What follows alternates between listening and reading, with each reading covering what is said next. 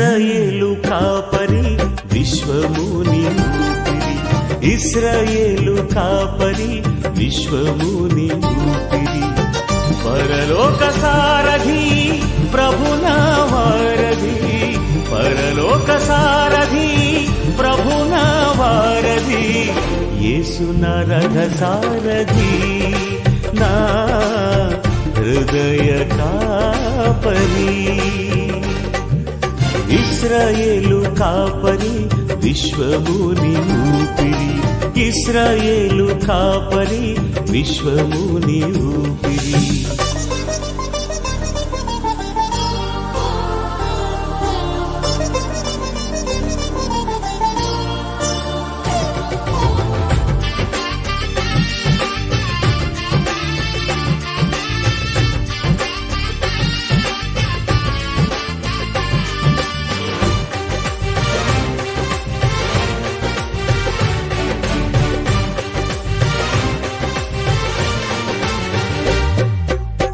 బబులోను బానిస బంధాలు తెంచి బాధలు లేని బ్రతుకునియా,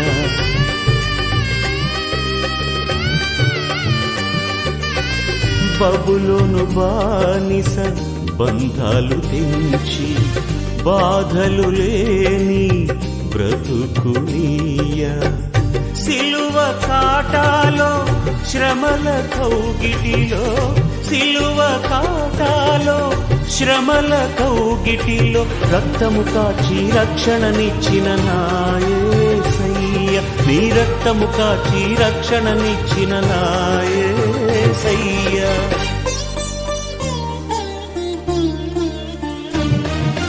ఇశ్రాయేలు కాపరి విశ్వముని ఊపిరి, ఇశ్రాయేలు కాపరి విశ్వ. ఈ సబిత అనే ఆమె ఈమె యవనురాలే. అందుకనే యవనస్తుల కూటంలో ఒక యవనురాలు గురించి తండ్రి దేవుడు మనతో మాట్లాడుతున్నాడు. ఈ యవనురాలు యొక్క క్యారెక్టర్ మన జ్ఞాపకం చేసుకున్నప్పుడు దేవునికి మహిమకరంగా ఉంది. ఈమె యవన జీవితాన్ని దేవునికి సమర్పించింది. మన కీర్తన 144వ కీర్తన 12వ వచనం చదవండి. 144:12. నా కుమారులు తమ యవన కాలమందు ఎదిగిన మొక్కల వలె అండర్లైన్ చేసుకోండి. మా కుమారులు, మరి కుమారులు ఎదిగిన మొక్కలాగా ఉన్నారా లేదా ఆత్మపరిశీలన చేసుకోవాలి. మొక్క ఎదుగుతుందంటే రోజు రోజు ఏమైతుందని ఎదుగుతుంది కదా, ఎదుగుదల కనిపిస్తుంది మనకు. అది ఎదుగుందా లేదంటే ప్రజెంట్ గా కనిపిస్తుంది. సో మనం కూడా ప్రాణ వ్యక్తి స్థుతి చేస్తున్నారు అన్నది ఇతరులు కనిపించాలి, ఎదగాలి. ఎదిగే వాళ్ళు ఏం చేస్తారంటే స్థుతి బయటికి కనిపించి ఈ మొక్క ఎదుగుతుందా లేదనేది అంతర్గతంగా ఉండేది మనకు తెలియదు. భూమిలో విత్తనం వేసినప్పుడు అది ఎలా ఉండేది మనకు తెలియదు. కానీ ఆ విత్తనము పైన ఉన్న బీజ కవచం అంటే చాలా ఇన్నర్ మీనింగ్. అది బీజ కవచం నుంచి పప్పు పదార్థం ఎప్పుడైతే వస్తుందో సెకండ్ లో అది ఎదుగుతుంది. సెకండ్ లో, ఒక్క రోజు కాదు, 2 రోజులు కాదు, త్వరగా ఎదుగుతుంది. రోజు రోజుగా ఎదుగుతుంది. కారణం బీజ కవచం నుంచి వేరైనప్పుడే. అంటే మనం పాపం నుంచి, శాపం నుంచి, చెడు ఆలోచనలు, చెడు క్రియల నుంచి వేరైపోతే 100% రోజు రోజు స్థుతిస్తాం, ఒక్క రోజు కాదు. సో మనం బీజ కవచం నుంచి వేరయ్యామా? అట్లే ఉన్నాము. అట్లే ఉన్నటువంటి విత్తనము ఏమైతుంది? వేరైపోయి చెప్పండి. అట్లే ఉన్న విత్తనం అంటే బీజ కవచం నుంచి పప్పు పదార్థం వేరు కాకపోయినటువంటి విత్తనాలు ఏమవుతాయి? ఇంకా కుళ్ళిపోతాయి. సేమ్ ఇది మనకు జ్ఞానోదయం కలగడానికి దేవుడు ఇస్తున్నటువంటి ఒక ఉదాహరణ. మనం ఎదగకపోతే, ఎదగడం అంటే సూచించడమే, ఎదగడం అంటే సాక్ష్యమే, ఎదగడం అంటే వాక్యం చెప్పి ఎదిగినారు కాబట్టి వీధిలో పోయి దేవుడిని స్థుతించారు, కొన్ని గృహాలను దర్శించినారు, స్వస్థత ప్రార్థనలు చేశారు. కేవలం ఇక్కడ ఉన్నటువంటి వాళ్ళు మాత్రమే కాదన్నదానికి అదొక రుజువు.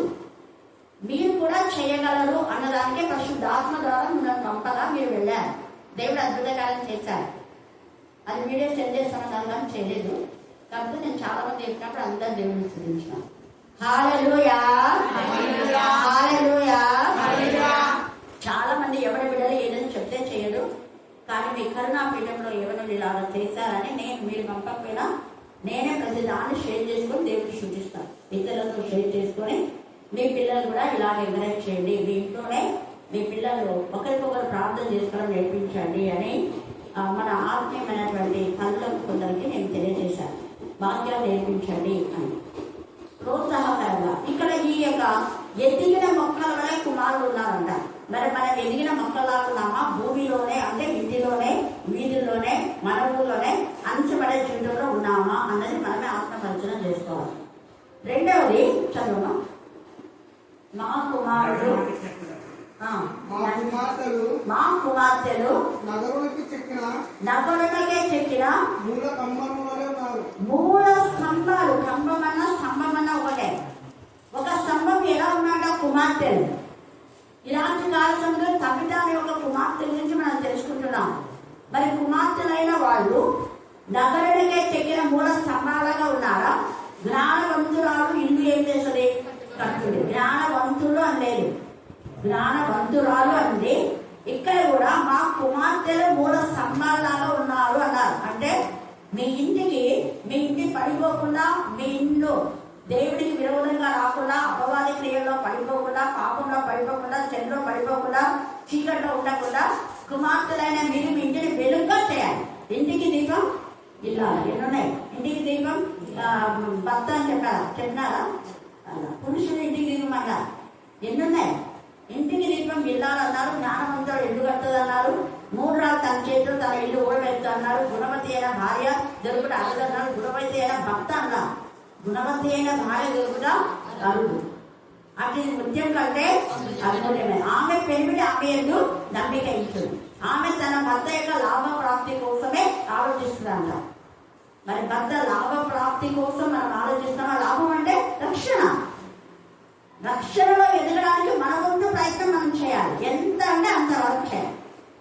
లాభ ప్రాప్తి అన్నాడు. లాభ ప్రాప్తి కోసమే మనం ప్రయత్నిస్తాం. భార్య, ఒక భర్త తమ భార్య రక్షణ కోసమే, ఒక భార్య తన భర్త రక్షణ కోసమే, పిల్లలు తమ తల్లిదండ్రుల రక్షణ కోసం, తల్లిదండ్రులు తమ పిల్లల రక్షణ కోసమే. ఇదే విలువైన జీవితం. అయితే లాభ ప్రాప్తి అంటే పరలోక రాజ్యంలో చేరేటటువంటి వారసత్వం యొక్క హక్కే లాభం. ఇక్కడ ఈ యొక్క మరి కుమార్తెలు ఎంత బాగా అంటున్నాడు ఇక్కడ. నగరుకే వాళ్ళు స్తంభాలాగా ఉంటే మనం నగరుకు లేకపోయినా పోయింది, కనీసం వీధిలో మూల స్తంభాలాగా ఉన్నామా? మన ఇంటిలో మూల స్తంభాలాగా ఉన్నామా? మన యొక్క వర్క్ చేసినటువంటి ప్లేస్ లో, ఉద్యోగంలో, పనుల్లో మూల స్తంభాలాగా ఉన్నామా? లేక ఆత్మీయంగా ఉన్న వారిని పడగొట్టే విధానంలో మనం ఉన్నామా? ఎలా ఉన్నాం? ఆధ్యాత్మిక జీవితంలో ఎదుగుతున్నామా? తరిగిపోతున్నామా? మకమకలు ఆలోచన జన్మనార భక్తిని యేసయ్య ఆత్మడు, కానీ అది ఇంకా వెలగాలని ప్రయత్నిస్తాడు. చాలా మంది తమ ఆత్మీయ జీవితాన్ని పడగొట్టుకుంటున్నారు. ఒకప్పుడు ఆత్మీయంగా ఆరంభించినాడు, కానీ ఆత్మీయ ఆరంభం బాగుంది కానీ అంతం సరిగా లేదు. కింగ్ సౌల్ లాగా, కింగ్ సొలొమోన్ లాగా, శాంసన్ మరలా మధ్యనంతా బ్రేక్ అయిపోయింది. కానీ మొదట ఆత్మీయంగా ఉంది, మధ్యనంతా కూడా లోకంలో పడిపోయాడు. మళ్ళా చివరిన ఆత్మీయంగా వచ్చాడు. కనీసం ఆ బ్రతకనం అనుకుందా? చివరి జీవితంలో శాంసన్ వచ్చాడు. అయితే నీ బ్రతుకు చివరిది ఏదో నీకు తెలియదు, ఏసై రాకడెప్పుడో నీకు తెలియదు. ఏసై అన్నాడు, నా రాకడలో ఇప్పుడు క్రీస్తు యేసునందు ఉన్న వారికి ఏ శిక్ష విధియు లేదు. మరి ఇప్పుడు మనం క్రీస్తులో ఉన్నామంటే మంచిదే. లేదా నువ్వు అనుకుంటున్నావు నేను మరణించే లోపల శాంసన్ లాగా రక్షణ పొందుతాంలే అంటే నీ మరణం ఎప్పుడో నీకు తెలియదు. బయటకు పోతే తిరిగి లోపలికి వచ్చేది గ్యారెంటీ లేదు. అలాంటప్పుడు ఎప్పుడు మనం వాక్యం విన్నామో అప్పుడే మనం రక్షణ పొందుకోవాలి. అప్పుడే పడిపోయిన జీవితాన్ని కట్టుకోవాలి. చనిపోయినటువంటి జీవితాన్ని, మృతతుల్యమైన జీవితాన్ని, ఈ తమిళ తాను చచ్చిపోయినటువంటి తన జీవితాన్ని మరణ పునరుద్ధాన శక్తిలో ఉజ్జింపచేశాడు తండ్రి అయిన దేవుడు పేతురు ద్వారా. పేతురు అనే సేవకుని అక్కడ పంపాడు. పేతురు అనే పరిశుద్ధుని అక్కడ పంపాడు. పరిశుద్ధ సహవాసంలో ఉన్న వాళ్ళు మరణించినా తిరిగి లేస్తారు. హల్లెలూయా, హల్లెలూయా, హల్లెలూయా.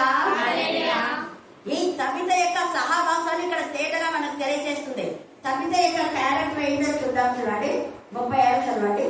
మరియు యొప్పేలో తబిత అను ఒక శిష్యురాలు. శిష్యురాలుకు ఉండే గుణలక్షణాలు ఇక్కడ కవితలో ఉన్నాయి, మనకు ఉన్నాయో లేదో మనమే వాక్యం విన్నాక ఆత్మ పరిశీలన చేసుకుందాం. ఇవే శిష్యురాలు.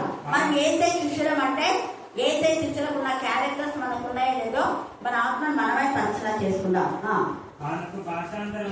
ఆమెకు భాషాంతరమున దోర్కా అని పేరు. దోర్కా అంటే లేడీ, చురుకైనది, చాలా యాక్టివ్ గా ఉంటది. ఈమె సోమరిది కాదు, ఎల్లప్పుడూ పనిచేసేది, పనికి చాకులు చెప్పేది కాదు.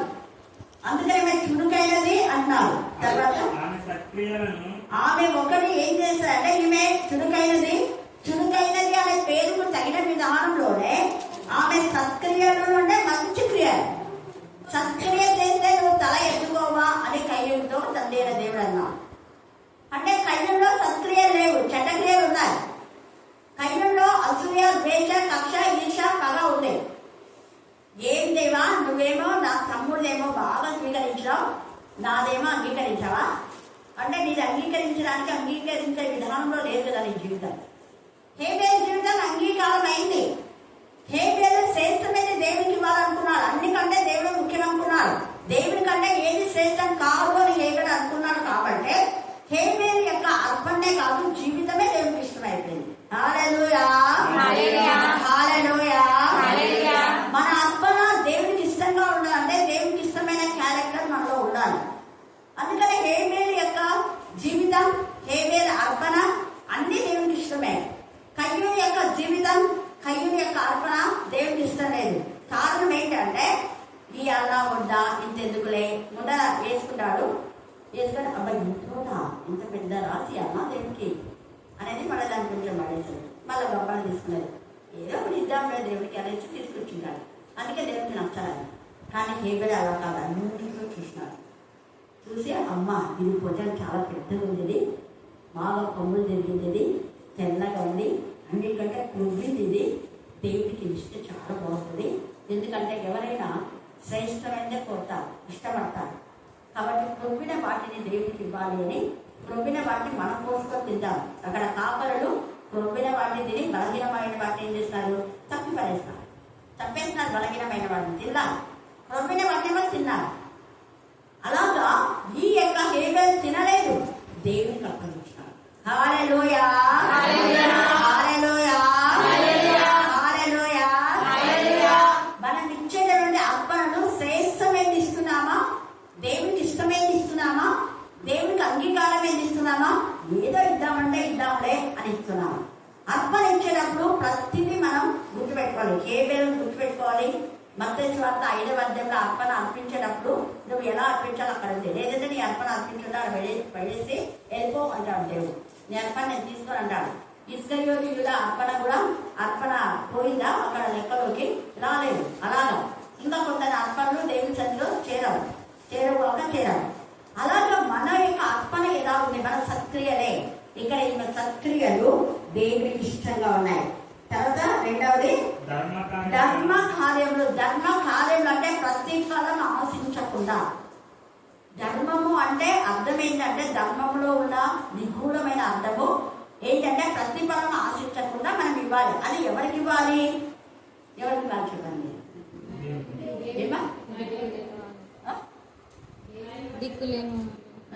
దైవజనులకు, ఇక్కడనే రాయబడింది. నేను చెప్పేది కానీ ఇక్కడ చూడండి. ఆమె ఎవరెవరికి ఇచ్చిందో ఇక్కడ చూద్దాం. 41. అతడు ఆమెకు చెయ్యించి లేవనెత్తి ఎవరికి ఇచ్చాట, పరిశుద్ధులను విధవరాలను పిలిచి. అక్కడ ఎవరున్నారంటే పరిశుద్ధులు ఉన్నారు. అంటే పరిశుద్ధుల సహవాసంలో ఫెలోషిప్ లో ఉంది కాబట్టి పరిశుద్ధులు వచ్చారు. పరిశుద్ధులు అంటే దేవునికి సంబంధించిన శిష్యులై ఉండొచ్చు. పరిశుద్ధులు, విధవరాలు, వాళ్ళు నిస్సాయ స్థితిలో ఉన్నారు. వీళ్ళకి మాత్రమే సాయం చేసింది. ఇక్కడ పేదలను రాయబడాల, పేదలను లేదు ఇక్కడ. ఈమె ధర్మకార్యాలు ఎవరికి చేసిందంటే పరిశుద్ధులకు చేసింది, విధవరాలు. అవి దేవునికి ఇష్టమైన యాగంగా ఉన్నాయి. ఈమె ధర్మం అంటే ప్రతిఫలం ఆశించకుండా, విధవరాళ్ళకు చేసి మళ్ళీ వాళ్ళ నుంచి నేను పొందుకోవాలని ఆశించకుండా చేసింది. పరిశుద్ధుల కంటే తన సహవాసంలో ఉన్న ఫెలోషిప్ శిష్యులకు అనుకోవచ్చు, తన ఫెలోషిప్ మెంబర్స్కి, తన యొక్క సహవాసంలో దేవుని పని చేసిన వాళ్ళకు, ఇది కూర్చోడమో ఇంకా ఏమో ఒకటి దైవ సేవకులకు వంట చేయడమో కొంతమంది అప్పట్లో బట్టలు ఉతికేవారికి చంచాన వాళ్ళకి ఏమవుతాం ఉంటే అవి చేసిన ఆ పరిశుద్ధురాలు వాళ్ళు దేవుని కోసం చేస్తున్నారు కాబట్టి వాళ్ళకి నేను ఇవ్వాలి అన్న మంచి ఆలోచన ఈ దొరకకుండా ఆ ధర్మ కార్యంలో తనకు వచ్చినటువంటి అమౌంట్లో వాళ్ళకి డబ్బు ఇచ్చింది. ఒకటి. రెండవది విధవరాళ్లకు ఉచితంగా గుర్తించిందంట. మనం గుర్తిస్తామా విధవరాళ్ళకి ఎప్పుడైనా? చూడండి, ఈమె విధవరాళ్ళకు అక్కడ అంటున్నారు విధవరాళ్ళు వాళ్ళందరూ వచ్చి ఈమె ఎప్పుడైతే చనిపోయిందని చెప్తారో అప్పుడు పేదలు పిలుస్తారు. పిలిస్తే మేడగదిలో శవములు కడిగి వాళ్ళకి ఎంత విశ్వాసం చూడండి. శవములు కడిగిన తర్వాత సమాధి తీసుకోండి అంటారు. వీళ్ళు అలా చేయలేదు. గదిలో నుంచి శవాన్ని ఎక్కడ తీసుకొస్తారు మీరు చెప్పాలి. ఎక్కడ? గదిలో చనిపోయిన వ్యక్తిని ఎక్కడికి తీసుకొస్తారు? బయటికి తెస్తారు. లోపల గదిలో ఉంటే బయటకు తెస్తారు. కానీ ఒకవేళ బయట చనిపోయింది అనుకో, ఈమె కడిగి నేను ఎక్కడ పెట్టాను? లోపల పెట్టాను. కాన్సెప్ట్ శవాన్ని అందరూ లోపల తెచ్చుకుంటే బయట తెచ్చి పెట్టారు. కానీ ఇక్కడ వీళ్ళ నమ్మకం ఏంటంటే ఈమె బయట చనిపోవచ్చు మేబీ, కానీ వీళ్ళు కడిగి ఎక్కడ మేడ గదిలోనే పెట్టారు. ఒకవేళ మేడ గదిలోనే చనిపోవచ్చు మేబీ. అది ప్రార్థనా గది, అనేకులకు ప్రార్థనా మందిరం అది. అందుకని అక్కడ పెట్టారు. మేడ గదిలో కడిగి పెట్టి వాళ్ళ పేదలు రమ్మని చెప్పారు. ఎంత నమ్మకం ఉన్నది వాళ్ళకు. ఆ నమ్మకంలో వాళ్ళు పేదలు తీసుకొస్తే ఈ పేదలు వారితో కూడా అక్కడికి వెళ్ళారు మేడ గదిలోకి. అప్పుడు వెళ్ళినప్పుడు విధవరాళ్ళందరూ వచ్చి ఏడ్చుచూ విధవరాన్ని ఏడుస్తున్నారు. అండర్లైన్ చేసుకోండి. అక్కడ ఏడ్చింది దోర్గా వాళ్ళ అమ్మ, వాళ్ళ నాన్న, వాళ్ళ అక్క చెల్లెలు కాదు. ఎవరు ఏడుస్తున్నారు? అండర్లైన్ చేసుకోండి మీరు. ఈ విధవరాళ్ళు ఎలాంటి విధవరాళ్ళు అంటే విధవరాళ్లకు ఈమె చదువు రాకపోతే వాక్యం చెప్పిండొచ్చు, వాళ్ళ పక్షంగా ప్రార్థన చేసిండొచ్చు, వాళ్ళకు భర్త లేని సమయంలో వాళ్లకు వాళ్ళ పిల్లల కోసం ఆదరణ ఇచ్చి ఉండవచ్చు. ఆమె ఇంకెన్నో చేసింది. కారణం ఈ విధవరాళ్ళు లోకంలో ఉన్న విధవరాళ్లతో పాటు ఉండే విధవరాళ్ళు కాదు. ఈ విధవరాళ్లకు ప్రత్యేకత ఉండే. ఎలాంటి ప్రత్యేకత అంటే మనం నేటి భాగంలో 1 తిమోతి 5వ అధ్యాయం 10-12 వచనంలో ఉండే క్యారెక్టర్ ఉంటేనే వాళ్ళు పరిశుద్ధమైన విధవరాళ్ళు. లోకానుసారమైన విధవరాళ్ళు కాదు వీళ్ళు. చదవండి. 1 తిమోతి 5వ అధ్యాయము 10-12 వచనాలు. సత్క్రియలకు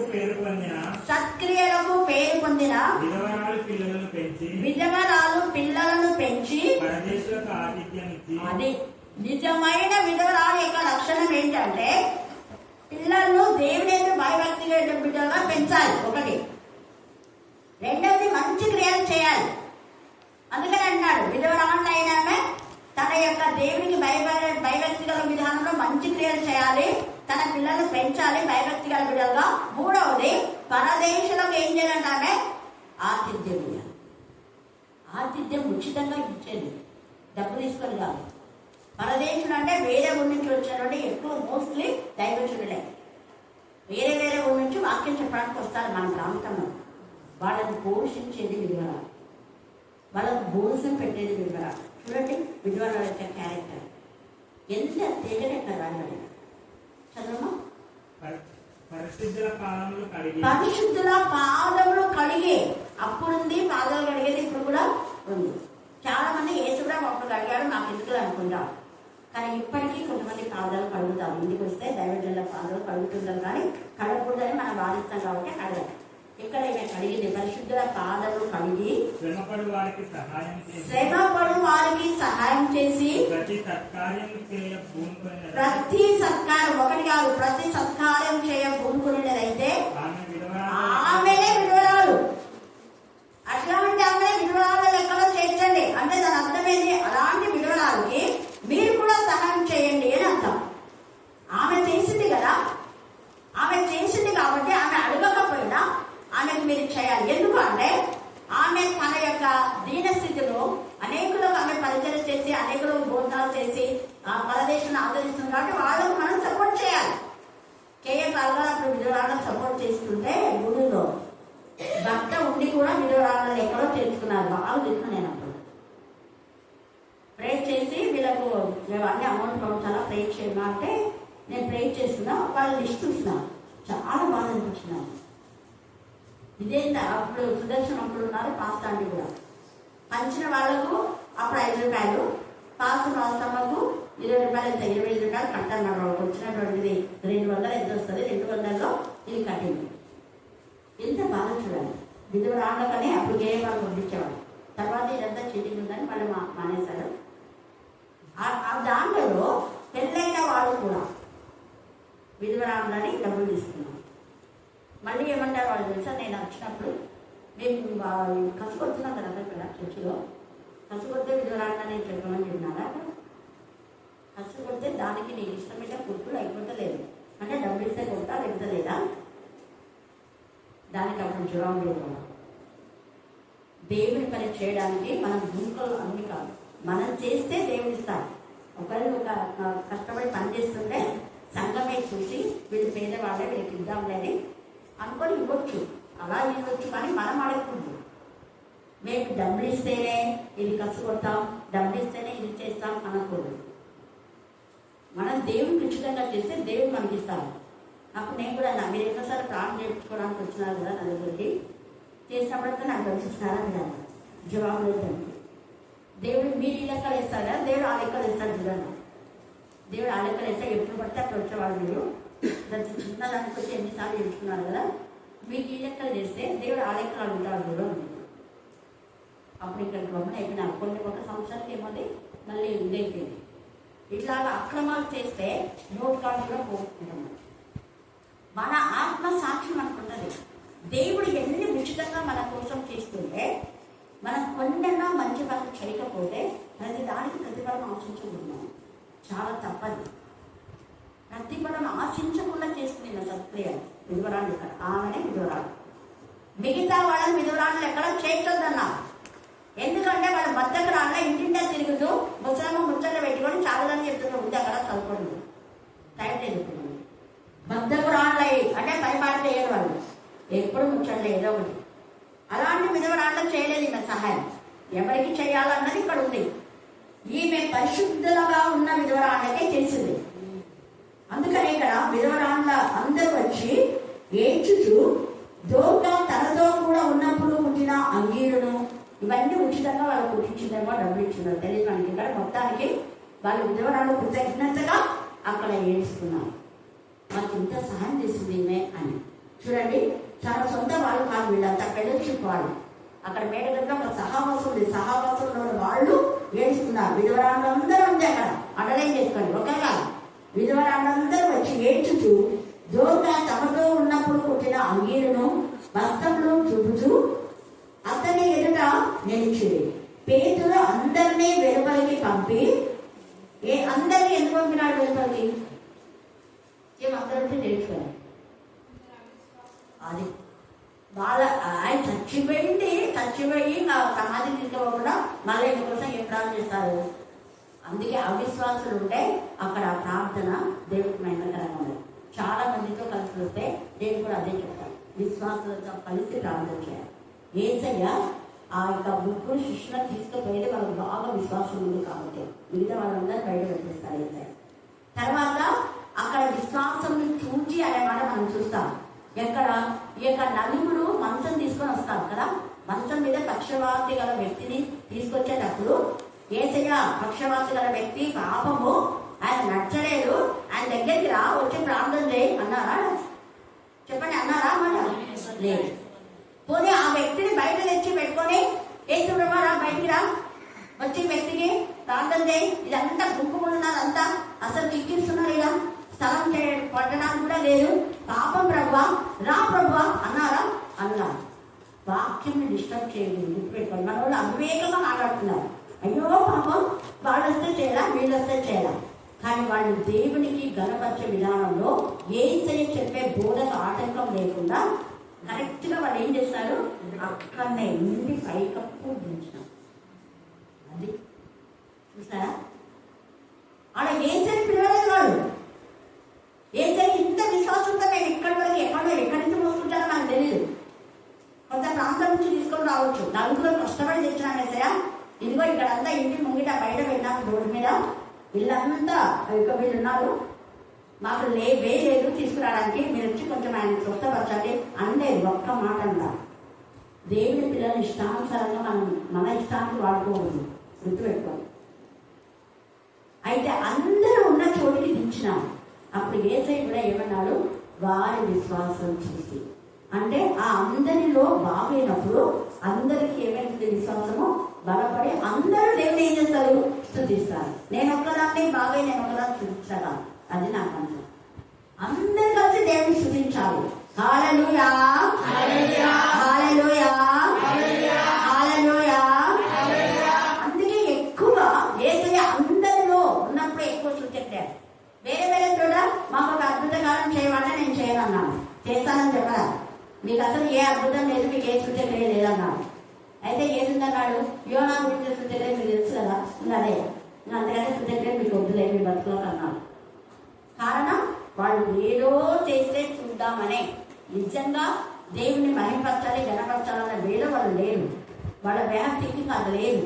ఇప్పుడు బాగైతే సాలే, తర్వాత దేవుని స్తుతిస్తామనే ఆలోచన లేదు వాళ్ళకు. చెయ్యడు యేసయ్య. ఒకవేళ వాళ్ళకు బాగైనా మళ్ళా పోయిన వాళ్ళు మళ్ళీ వస్తారు.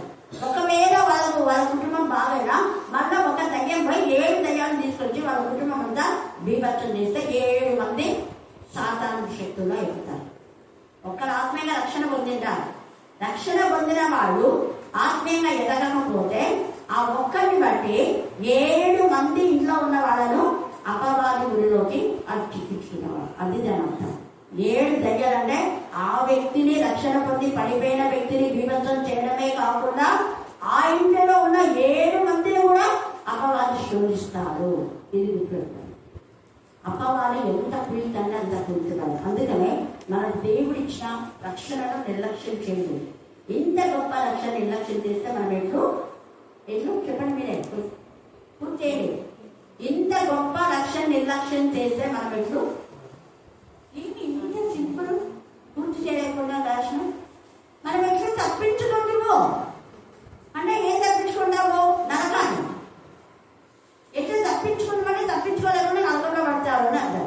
నువ్వు పడే కాకుండా నీతో పాటు 7 మందిని పడగొడుతున్నావు. నీ రక్షణ విషయంలో నువ్వు జాగ్రత్తగా ఉండకపోతే నీతో పాటు 7 మంది నువ్వు ఈడ్చుకోబోతున్నావు. అపవాదికి లూసిఫరు తనతో పాటు 3 భాగాలు ఇచ్చి కింద పడేస్తాడు. ప్రకటన 12లో చూడండి, 12వ అధ్యాయం 3వ వచనంలో ఉంటుంది. వాడు ఒక్కడే పడిపోలే, వాడితో పాటు 3 భాగాలు శరాపులో ఉన్న 3 భాగాలు దూతలను వాడి కింద పడేస్తాడు. అంటే అంతమందిని వారి వశపడి చేసుకున్నాడు అని అర్థం. కాబట్టి రాత్రి కాల సమయంలో మనం పరిశుద్ధంగా, చాలా పరిశుద్ధత ముఖ్యం. ఈ మీకు ఫ్రెండ్స్ ఎవరు అంటే విధవరాళ్ళు, అది కూడా పరిశుద్ధమైనటువంటి విధవరాళ్ళే. అందుకే వాళ్ళు ఏడుస్తున్నారు. వారందరూ కూడా అక్కడికి వచ్చి తమకున్న వస్త్రాలని చూపించారు కృతజ్ఞతగా. పేతురు శవం వైపు తిరిగి తబిత నెమ్మదిగా ఆమె కన్నులు తెరిచి పేతురును చూచి లేచి కూర్చుండాను. అతను ఆమెకు చేయించి లేవనెత్తి పరిశుద్ధులను విధవరాళ్ళను పిలిచాడు. అవిశ్వాసులం కాదు, పిలిచింది కూడా పరిశుద్ధులనే, విధవరాళ్ళని పిలిచి వాళ్ళకే ఆమె మిగతా వాళ్ళతో ఏదో చేస్తారు. ఆమె చచ్చిపోలేదు, ఏదో పిలిచొచ్చేట అయిపోయింది, వీళ్ళు చచ్చిపోయింది అని చెప్పి ఇప్పుడు పేషెంట్ పిలిస్తే ఎట్లా తెస్తామా అనే వాళ్ళు ఇంతమంది ఉంటారు అని ఉంటారు కూడా. అందుకే వాళ్ళకి ఇవ్వలేదు. పరిశుద్ధులను విధవరాళ్ళను మాత్రమే పిలిచి వాళ్ళకి ఇచ్చాడు. చూడండి, పిలిచి ఆమె సజీవుడు ఆలుగా వాళ్ళకి అప్పగించాడు. ఇది చెప్పే ఎంతంతగా తెలిసినప్పుడు అనేకులు, ఒక్కరిద్దరు కాదు, అనేకులు ఏం చేశాడ, ప్రభువునందు విశ్వసించే అనేకులు విశ్వసించడానికి వీళ్ళందరూ దేవుని మహిమపరచాలి, గణపరచాలి. మళ్ళా నోరు ముంచుకోవాలి, గట్టిగా పోయి ఊరంతా చాటేస్తున్నారు. అందుకే అనేకులు వచ్చారు. గుళ్ళంతా మార్చబడాలంటే మనం నోరు విప్పాలి. నోరు విప్పకపోతే ఒక ఆత్మ కూడా రాదు. నోరు విప్పి దేవుని స్తుతించాలి. ఎక్కడ పడితే అక్కడ దేవుని కార్యాలను తెలియజేస్తూ ఉన్నాం. ఇక్కడ చేస్తే మీకు ఒక్కరికే కాదు, ఎంతమందికి చెప్తున్నా నేను వాట్సాప్లో రోజు జరిగినవన్నీ చెప్పేస్తున్నాను. మరి మీరు ఎంతమంది చెప్తున్నారో మీకే తెలియాలి. లేక ఇక్కడ అనేకులు రావడానికి కారణం అనేకులకు వీళ్ళు తెలియజేశారు కాబట్టి. అనేకులు ఇక్కడ తెలిసినప్పుడు అన్నారు చూడండి, ఇది యొప్పే అందంతటా తెలిసినప్పుడు అనేకులు ప్రభువునందు విశ్వాసం ఉంచుడు. పేతురు యొప్పేలో సీమోనను ఒక చర్మకారుడి యొక్క బహు దినంలో గడిపాను. అప్పుడు వాళ్ళని పూరించలేదు. పేతురు, నువ్వు ఇక్కడే ఉండాలి, నన్ను ఒకప్పుడు అడిగినట్టు. ఆ చర్చిలో దురాత్మ పోయినప్పుడే సంఘ పెద్దలు, ఎవరు, మేరీ టీచర్ చాలా మంది వచ్చి నువ్వు వద్దు టీచర్ నువ్వు ఇక్కడే ఉండాలి ఖచ్చితంగా అంటే, అక్కడ నేను చనిపోను కదా పనిచేసేది, స్కూల్ నుంచి వస్తావు ఒకసారి ఇంట్లో పోతా ఎక్కడంటే ఇంట్లో పోతాను అంటే, లేదమ్మా కావాలంటే ఇక్కడి నుంచి నువ్వు నేను నీకు వెళ్ళి చూస్తానని.